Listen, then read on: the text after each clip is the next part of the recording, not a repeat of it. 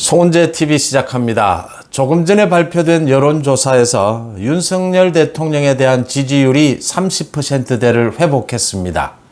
더 중요한 것은 2달 가까이 계속해서 내림세였던 이 지지율이 처음으로 반등했다라고 하는 점입니다. 윤석열 대통령이 이번 수해에 대해서 진정성 있는 대국민 사과를 했고, 또 지지율이 하락하고 있는 부분에 대해서 국민들의 뜻을 무겁게 받아들이겠다라고 해서 국정 쇄신 부분을 박차를 가하고 있는 것이 통했다, 국민들과 소통이 됐다라는 부분입니다. 그런데 윤석열 대통령이 국정 쇄신 가장 중요한 것은 대통령실의 비서실장입니다. 그 다음 당 쪽에서는 이제 앞으로 전당대회를 통해서 당대표가 누가 되느냐, 이 두 가지가 가장 중요한데 이게 좀 복잡하게 얽혀서 쉽게 풀어지지 않는다라고 하는 점입니다. 이게 지금 윤석열 대통령의 고민입니다. 먼저 여론조사 결과부터 말씀을 드리겠습니다. 리얼미터가 지난 8일에서 12일 전국에 2,515명을 대상으로 조사한 결과 윤석열 대통령이 국정 수행을 잘하고 있다, 30.4%. 지난주에 비해서, 지난주 20%대로 떨어진 지난주에 비해서 1.1%포인트 오르면서 30%대로 재진입을 했다, 다시 30%를 회복했다 라고 하는 부분입니다. 이 30%는 꽤 중요한 기준이 됩니다. 이 정서적으로 30%가 무너지게 되면 우리나라는 대통령제 정치 구조에서 대통령이 전국 주도권을 쥐고 갈 수가 없다. 대통령이 특히 정권 초반에 주도권을 쥐지 못하면, 지금 국회가 민주당에 의해서 장악이 된 상황에서 이 주도권을 쥐지 못하면 일을 하기가 굉장히 불편하다. 소위 말하는 국정 동력을 가질 수가 없다라고 하는 부분입니다. 잘못하고 있다는 조금 내리긴 했지만 여전히 60%대입니다. 국정 수행 윤석열 대통령이 잘하고 있다. 충청권, 영남권 모두에서 올랐습니다.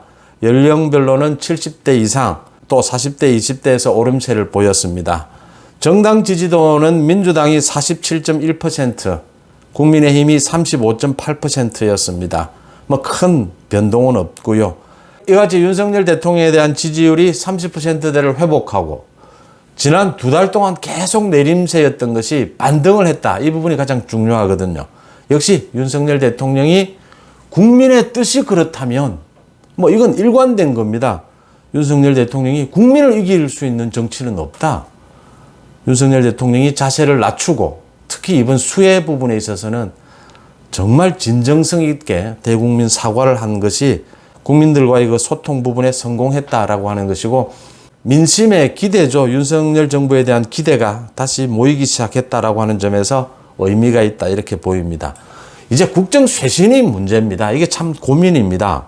지금 어제까지 나오고 있는 이야기로는 김대기 비서실장이 수석들에게 한 이야기, 비서는 교체될 자유도 없다. 자기가 나가고 싶다고 나가고 이럴 수도 없는 게 사실은 비서 입장이죠. 자신들은 모두 지금 사의를 표명을 했는데, 윤석열 대통령이 지금 수석들, 김대기 비서실장을 비롯해서 유임을 하고 김은혜를 좀 홍보 쪽에 투입을 하는, 홍보를 그러니까 국정 홍보와 이 홍보 기능 이렇게 나누어서, 지금 가장 문제가 지금 언론 대응이 제대로 안 되는 것이거든요. 그래서 지금 민주당의 공격이 좀 근거가 없는 것인데도 언론에 대스특필이 되고, 이 지금 언론 쪽에 잘 대응이 돼서 대통령실에 지금 국민의힘을 믿을 수가 없습니다. 국민의힘은 무슨 기대를 할 수가 없습니다. 대통령실이 모두 나서야 하는데 이 대응이 원활하지 못하다. 그래서 김은혜는 홍보특보로 해서 이렇게 보강하는 선에서 거쳐야 하지 않겠느냐, 지금 이 이야기입니다. 이게 지금 윤석열 대통령의 가장 큰 고민입니다. 윤석열 대통령의 가장 큰 고민의 핵심에는 장제원 의원이 자리 잡고 있습니다. 그러니까 앞으로 국민의힘의 당권을 누가 맡는 것이 좋으냐, 거기에 따라서 지금 대통령실 비서실장을 비롯해서 정무수석 좀 교체를 해야 된다라는 부분은 이야기가 오래전부터 나왔고, 많은 대안들도 지금 거론이 되고 있습니다. 비서실장에는 김병준 전 비대위원장이 어떻느냐, 또 정무수석에는 김선동 전 의원이 어떻느냐 뭐 여러 가지 이야기가 있는데, 윤석열 대통령의 스타일은 같이 일을 해본 사람, 손발을 맞춰본 사람을 선호하는 경향이 뚜렷하고, 또 한번 일해본 사람을 쉽게 뚜렷한 실책이 없는데 내치지 않는다라고 하는 윤석열 대통령의 스타일, 이건 뭐 큰 장점일 수도 있습니다. 물론 앞으로 같이 손발을 맞춰보지 않은 사람이라 하더라도 윤석열 대통령이 발탁을 하는 이런 부분으로 인사폭을 좀 넓혀야 하는, 이건 숙제로 좀 있긴 합니다. 근데 윤석열 대통령이 정권 초반에 강력하게 좀 주도권을 잡고 여러 가지 개혁, 적폐청산을 해 나가기 위해서는 역시 윤석열 대통령의 의중을 가장 잘 알고 손발을 맞춰본 사람이 가장 적임자다라는 것인데, 장제원 의원이 가장 적임자로 꼽히죠. 이건 뭐 오래된 문제입니다. 그런데 국민의힘의 당권을 조기 전당대회를 할 경우에 올해 안으로 전당대회를 해서 새 지도체제를 꾸릴 때 국민의힘 당권이 누가 적임자냐라고 하는 부분입니다. 이건 뭐 당심 민심에 의해서 정해질 부분이긴 하지만 그래도 이 구도는 잡아야 하거든요. 여기에서 지금 장제원 의원이 문제가 되는 겁니다. 정진석 국회 부의장도 마찬가지입니다.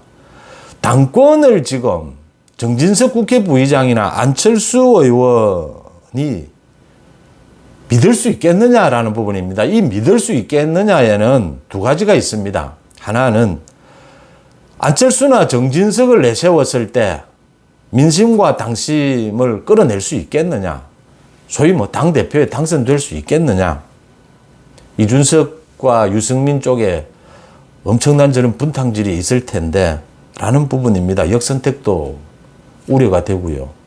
이 부분 또 한 가지는 안철수 의원 같은 경우에는 대권주자죠. 대표적인 대권주자여서 안철수 의원이 당권을 잡았을 경우에 윤석열 정부 초반에 윤석열 정부에 힘을 실어주는 그런 여당으로 탈바꿈 시킬 수 있겠느냐, 그런 리더십을 가졌느냐라는 부분이 이제 상당히 여러 가지 이제 신뢰를 할 수 있느냐라는 부분이 되는 겁니다. 당선될 수 있느냐, 윤석열 정부에 큰 힘을 보태줄 리더십이 있느냐, 이런 부분들입니다.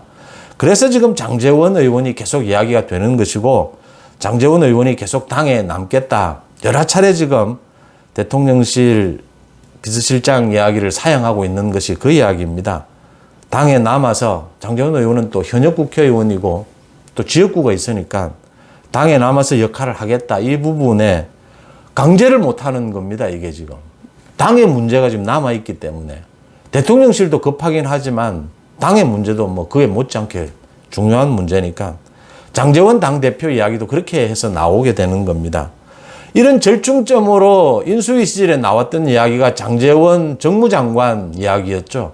그런데 이 정무장관은 국회의원직을 갖고 할 수가 있는 장점이 있긴 하지만 민주당에서 뭐 정부조직법 개편, 법안을 개정해야 하는데 협조해 주지 않을 게 뻔하기 때문에 어려운 것이 사실이고요. 그래서 국민의힘의 당권이 어떻게 되느냐라는 부분 때문에 지금 장제원 의원을 강제로 대통령실로 발탁을 하지도 못하고 당에서의 역할을 둬야 된다, 이렇게 되면서 이제 사실은 지금 김대기를 비롯해서 정무수석 뭐 다 이렇게 좀 교체를 해야 되는 형편인데 국민의 뜻을 받아들인다라는 차원에서 뭐 여러 가지 이야기가 나옵니다. 바둑 이야기도 나오고 뭐 기자쟁선, 바둑을 두는 사람은 선을 다툰다, 자신의 작은 뭐 살은 좀 베어주더라도 이렇게 주도권을 잡아가야 한다라고 하는 것이고, 또 업찬마속이라는 이야기도 있죠. 정말 뭐 자신의 피와 살을 좀 베어내더라도 국민의 뜻을 받들어서 전체적인 분위기, 국정 쇄신을 한다, 이런 차원에서 대통령실 개편 이야기가 나오는데 이게 지금 후임자가 어려운 겁니다.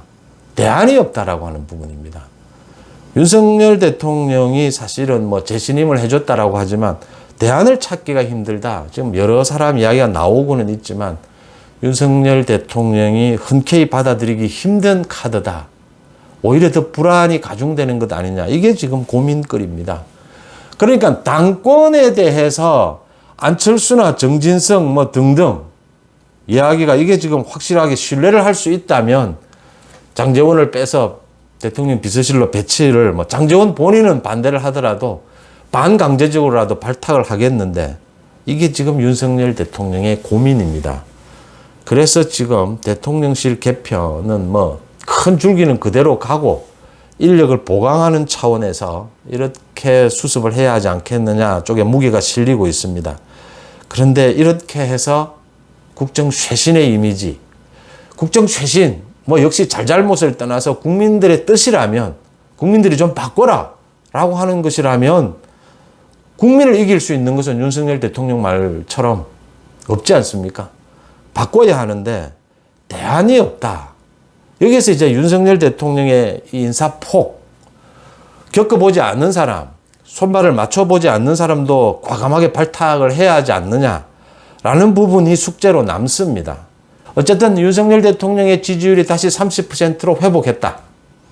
더 큰 것은 소폭이지만 2달 동안 이어지던 이 하락세가 반등하기 시작했다라고 하는 것은 굉장히 중요한 의미를 가집니다.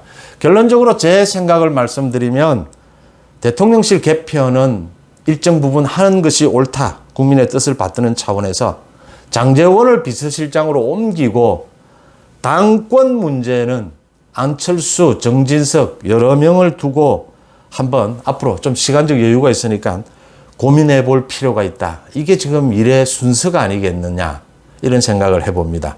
윤석열 대통령이 어떤 결단을 내릴지 한번 지켜볼 대목입니다. 송은재 TV 마칩니다. 고맙습니다.